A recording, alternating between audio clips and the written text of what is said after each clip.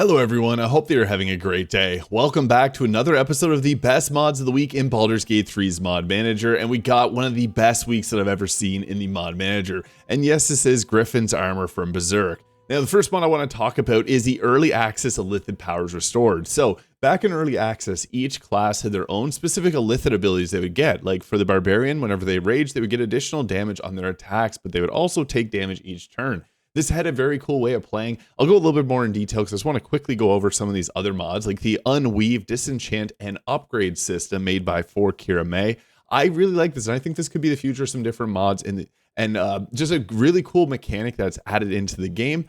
We also got, obviously, the Berserk Griffith armor and weapon set by Skirby, the Eldritch Lore Wizard subclass, Way of the Storm Monk, Mastermind Rogue, Elemental Sword Sorcerer, Scion of the Dread Rogue, Void Form features, Fighter reworks, extra maneuvers. There's a lot to cover. First, I do want to talk about the Early Access Illithid ability. So I think this is a very interesting mod for, I was sad that they removed this because I thought this was super cool. So like, for example, there's two tiers of abilities here, like the Bard can get the Mental Cacophony, flood a creature's mind with chaotic thoughts, and on a failed wisdom saving throw, the target will take a 1d6 of psychic damage and suffer a 1d4 penalty to dice rolls for 3 turns. And then the tier 2 ability they can get as a bonus action, creature within 18 meters must succeed a wisdom saving throw or become vulnerable to psychic damage for 2 turns.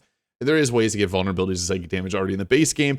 That's really cool of an ability. So yeah, this restores some of the abilities that they would have gotten at different tiers. Like the Druid actually had a really cool one with the Aberrant shape, being able to turn into the Intellect Devourer that can deal damage. And their tier 2 one have the expense of a wild shape charge. You can send in a wave of chaotic thoughts. All creatures within a 3-meter radius must do a wisdom saving throw or get hit with confusion for 2 turns, which is actually pretty powerful. So yeah, each of the characters gets their own special ability. I think that this is an awesome mod and worth downloading if you want something cool and new in your next playthrough. So yeah, this is really, really nice. The Warlock actually gets a cool ability, being able to teleport to another tadpole infested creature. And if you apply a hex, you do an additional 1d4 of psychic damage. It's pretty strong. And next up, I'd like to talk about the Unweave, Disenchant, and Upgrade here. So this gives you, it's kind of a complex, but they have really great instructions here. So there's the Unweaver, which you can use to get weave fragments off of your items.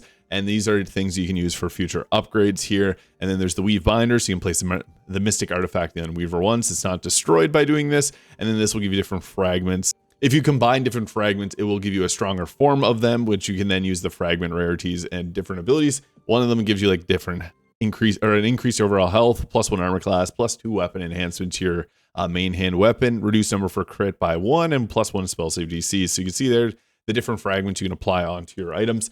And I think I'm going to do a future video on this because I think enchanting is such an interesting thing in Baldur's Gate 3 because you can't normally do it. And it's something like in Skyrim and other games like that I enjoy doing. So expect a future video on this because I think this is really cool. And there's a lot to cover in something like a best mods of the week video. I don't want to get too off on the target there, but we have ourselves the Berserk Griffith armor set here by Skirby. Now, this is what you see Gale wearing, and like always, Skirby has some incredible armor mods. I also have the Berserk armor guts there, which is for body types 4. This one is only for body type 2, so that's why I have Gale wearing it. And the nice thing is it comes with a really cool looking weapon there as well. And there's a couple different armor sets. As usual, they come with camp clothing. I love that Skirby does this with their mods. And then there's also the Griffith Reborn helmet.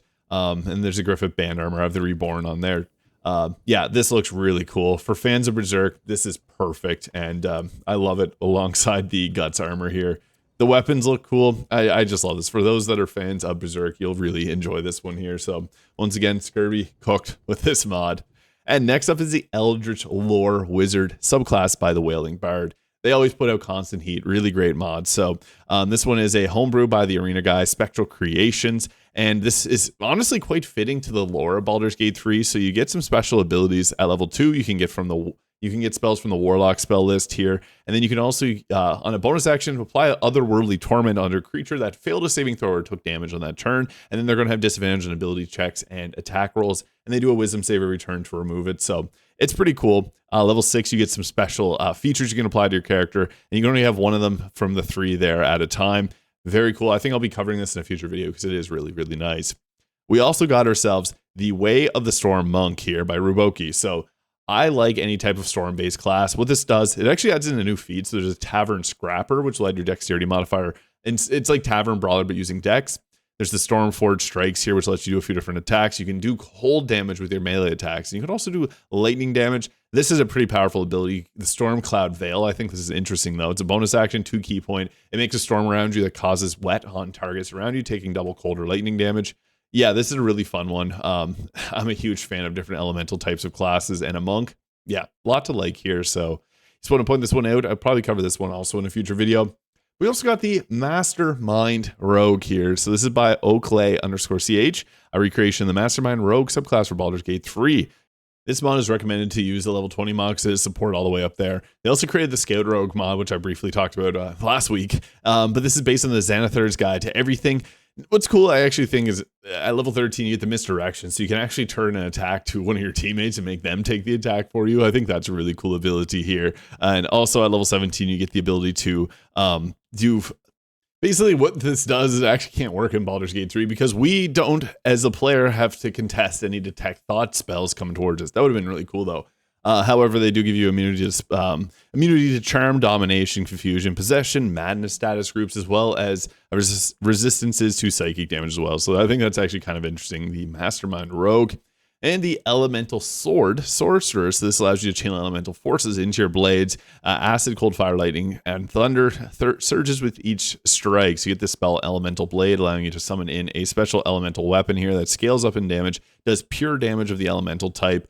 And then you also can, if you're affected by, with this, you basically are silenced, but you can turn whenever you make sorcery points, you get an additional sorcery point. You also get the elemental armor here, adding to your armor class equal to the number of turns remaining on the effect. And you can also get elemental damage type resistances, or all resistances for 4 turns if there's more 4 turns there. So yeah, some pretty cool abilities on this here. You also get the extra attack at level 6. So kind of like the Blade Singer version of a sorcerer. We also got the Scion of the Dread Rogue here, which gives you some pretty fun abilities. Bloodthirst, you don't need an advantage to trigger sneak attacks. And also, if you reduce an enemy to 0 health points, you can do a Malevolent Strike against a target using your reaction. And you have 3 different versions of this. So one can make the target grovel, one can poison the target, and one can basically apply bone chills so they don't receive healing. Level 9, you get an additional cunning action. Terrorize as a bonus action. You can strike fear into the hearts of an enemy, possibly causing them to be frightened for 2 turns as a bonus action. And level 13 and 17 are coming soon. So this mod is made by Arachno here. And also we got ourselves the Void Form. This is a feat for all classes by Lake Carinator. And what this does is it gives you a different form that you can take. And it also gives you a +1 to an ability score of your choosing. So you can pair this with some others. It also gives you resistance to necrotic damage. And depending on the form that you got, it's going to have some different effects. So the Onslaught's best for melee focused characters. Assuming this form empowers your weapon or unarmed to deal additional 1d6 of necrotic. The Spectral for casters gives you resistance to all physical damage, and once per short rest, you can turn yourself into a ghost, basically, and miss an attack with a reaction. And the Assassin for stealth, using this form, can give you advantage on attack rolls when obscured, and killing an enemy nets you into the voids, making you invisible for 2 turns. Basically, the Deathstalker's ability there. So I think this is a really cool feature that was added. So yeah, Void Form, interesting. Next up, we got ourselves the Fighter rework by the Bad to the Bard. They've made a few different reworks here, so I have to highlight their fighter one because I think this is cool. So this updates the fighter to match the Player's Handbook 2024, and this is made with the unlock level curve in mind, but it can be all right on its own. So yeah, there's quite a few changes to each of the subclasses and overall class here. I don't want to get too much into this. I'm thinking of actually covering all of these in a future video of if you want to play with like the 2024 rule set, what best mods to download. So yeah, I'll put together that in the future, but we also got ourselves extra maneuvers here by Arachno as well. So this adds in 6 new maneuvers from Tasha's Cauldron of Everything. So you get the bait and switch. You can use a superiority die to switch places with an ally, giving you both +5 to AC. There's the quick toss, using a superiority die to make a thrown attack that deals an additional 1d8. That's cool because you can do some kind of like, the Eldritch Knight is a thrower, but now you got a Battlemaster thrower. Tactical assessment, you can spend a superiority die to get a 1d8 bonus to history, insight, and investigation checks. Commanding Presence, you can use your die to get a 1d8 bonus to intimidation, performance, or a persuasion check. This lets you actually play a fighter as the face of the party. And there's the engage here, so make it a melee attack against a target. Whenever an enemy comes in your range and the attack deals an additional 1d8, kind of like the riposte, but a little better. And then the parry, you can spend a superiority die to reduce the damage you take by 1d8 plus your dexterity modifier. Cool to see the parry there. So yeah, that adds the different maneuvers into the game. Really nice. And next up, we got ourselves more Origins here by Evil Lewis. And this adds in the ability to play as these characters you see here as origins. I really like this. I want to do a Boo origin sometime where I play as Minsk and actually play as Boo and try to keep Boo alive. So may end up using this mod for a future run on stream. I think that'd be pretty fun. Next up is the level 6 domain spells mod. This is cool because it makes, obviously Cleric is one of the best classes in the game by far. It makes them even better. What this does is it adds a level 6 spell, and yes, some of these get overpowered. So the Death Cleric gets Circle of Death. Now, this is actually extremely powerful because if you have the Staff of Cherished Necromancy, you can get almost unlimited casting of Circle of Death, and then pair with like the Coruscation Ring, you can apply Radiating Orbs in a massive area, although you will end up probably hitting your team from time to time. I think that's cool. Globe of Invulnerability for Knowledge, Heal for the Life, Sunbeam for Light, Nature gets Wall of Thorns. This is crazy. Tempest gets Chain Lightning. So if you got like the Illithid ability that gives you free cast, that's another Chain Lightning. If you got a staff with an extra free cast, that's 3 Chain Lightnings. If you got Mark Heshker, that's 4 Chain Lightnings on your Tempest. There's nothing in the game that can resist that. That's pretty strong. But I think it's fun because I hate having to dip into the Wizard. Eye Bite on the Trickery and Blade Barrier on the War Cleric. So yeah, this is by Juno is playing. I think this is awesome. Really fun. Next up, we got ourselves the Find Trap spells. This is by Chizfreak here. So this makes an adaptation of the 5e Find Traps. Level 2 spell boosts your perception checks against hidden objects for 2 minutes or 20 turns. This is a level 2 spell added to Cleric, Ranger, and Druid spell list. Gives you a plus 20 perception checks for the purpose of finding a hidden item like a trap for the next 2 minutes. This is cool. That's just really interesting to see mods like this being made. I love it. Good job, Chizfreak.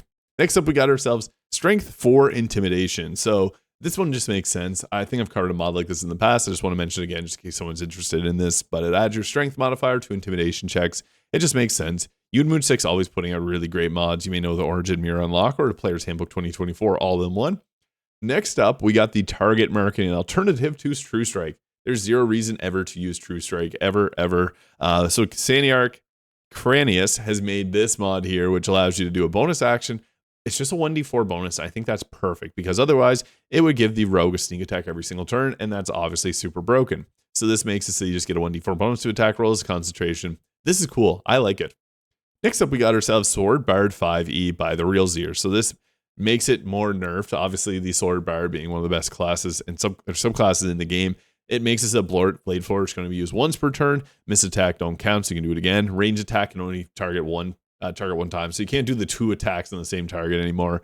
And this is how 5e rule set works. There's no option to turn off the same target selection when working with projectile-based attacks. After making an attack, your movement speed is increased by 3 meters until the end of your turn. So yeah, I think that's just a nice, fair kind of nerf. Next up is the Dies Tracker. I think this is cool. So World Walker 42, the creator of the Transmogrification mod, made this here. What this does is it makes it so that after you install it and you go to die an armor set, you can use this mod to tell you what die it is. I think that's really cool. So this is only after you install the mod and have it enabled, so just a heads up on that. Pretty cool idea. I think that this is interesting. I love seeing mods that are interesting like that. So next up is the WowMage. I couldn't get this one to work properly, but what this does is it adds in a new class based on World of Warcraft's Mage. So base class progression, you get the Firebolt, Fire Blast, Arcane Missiles, Blink, Frost Armor, and then you get to choose a specialization between Fire, Frost, or Arcane, and you get a variety of different spells based on that. So different passives like +4 to Intelligence, things like that. I think this is really cool. It is a bit overpowered. I might do a future video. I was having some issues getting it to load up. Just want to highlight this one though, because I think this is cool for some that may be interested if you played WoW. And next up is the Evil Items Merchant Integration by Deathraz 3. So what this mod does is if you're playing as a good character and you want all that really good evil character stuff like the Ballast Armor, this now lets you purchase it from a merchant. So yeah, this is just, I guess, something you can make. It's kind of like a cheat mod, but not a cheat mod. Also, look at that haircut on Gale. Jeez, and Shadow Heart. That's cool. All right. Next up is the No Glow for Lunar Sorcerers by Incognito Burrito. I like their Lunar Sorcerer class mod. It's just a lot of fun. And their friendship ended with glow effects now. Lacking whimsy is their best friend. So this gets rid of all that whimsical fun that comes with the Lunar Sorcery. Just a simple VFX. I wanted to plug the Lunar Sorcery and Incognito's book of Sorcerers, Wizards, and Druids class mods because they're all fantastic. Go download them. They're very similar to Sumer Dagnos 5e. Fighter, Monk, Barbarian subclass combined. So if you like spellcasters, go check out their mods. And next up, we got Astarions Ascended Fangs by Precious Little Ballbabe. So I know there's a lot of Astarion fans out there. This gives him the vampiric teeth that he deserves. So very spiky, very Halloweenish. Perfect for October. Next up, we got Linwell's Piercing. I just want to highlight this because There may be someone out there that this type of cosmetic mods for it. I got some cool, there's fangs there, little eyebrow piercing, ear piercing, little wings. Could go with the Griffith armor from earlier. I just want to highlight this one here because this, hey, maybe for someone, Linwell's piercing is made by, you guessed it, Linwell. And we got iCast No Arachnophobia mode mod. So this is made by Baldur, and this makes it so that every spider in the game is replaced with badgers, squirrels, and dire wolves. So if you don't like spiders, you don't have to deal with them anymore. I think this is cool. I'm not arachnophobic. I don't care. Yeah. But there's people that are, and I think that this is fun. And sometimes it's just cool to see what a game looks like when there's no spiders. Having badgers crawl around. The badgers have really cool... I love the badgers.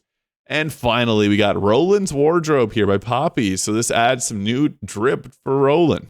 So you'll get a chest with different robes and boots for Cal, Leah, and Rolan here. There's nothing more satisfying than a well-organized wardrobe. So yeah, an absolute banger of week for Baldur's Gate 3 mods. And I can't wait to see what's next. But let me know your favorite in the comments. I hope you have a great day, and we'll catch y'all in the next video.